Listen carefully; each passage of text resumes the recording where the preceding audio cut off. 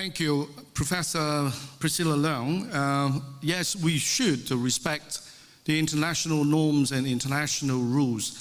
If we are really serious about laying down all these international treaties and standards, then we must hold them dear and to abide by them faithfully. Now, if I may just introduce the sixth and also the seventh speaker in consecutive. They will be sending their video clip in. It will be a very short one. Thank you. Mr. Lawrence Ma first, and then Mr. Jeremy Young to follow. Thank you. Thank you for having me in today's session. The UN Declaration on Rights to Development, adopted by the United Nations General Assembly on 4th December 1986, identified the right to economic development as a species of human rights.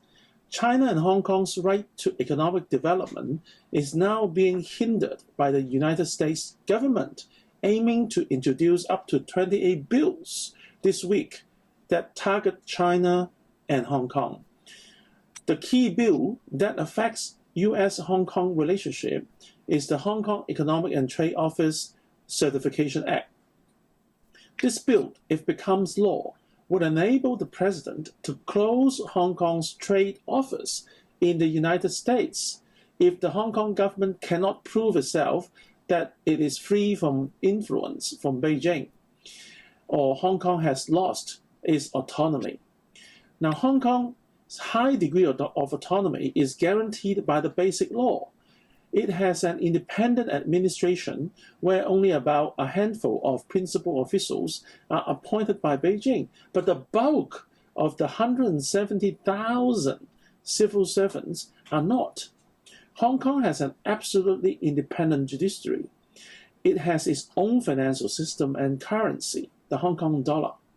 It is still a free port, and there's no import duties or tariffs imposed on goods.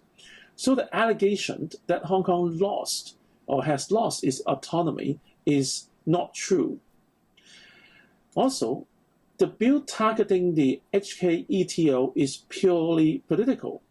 Bearing in mind that the ETO is a apolitical trade office set up to promote normal economic and trade relationships and cultural exchanges between Hong Kong and the United States. It has been doing its job properly. I have dig out certain facts and statistics.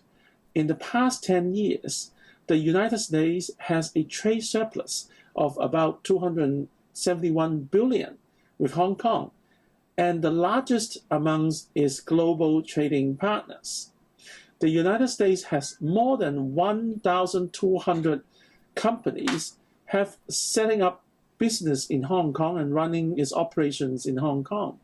If the United States insists on undermining the mutually beneficial relationship between Hong Kong and itself, it will ultimately harm the interest of the U.S. and its companies.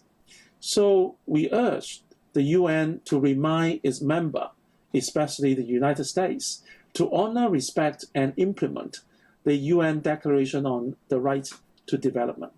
Thank you very much.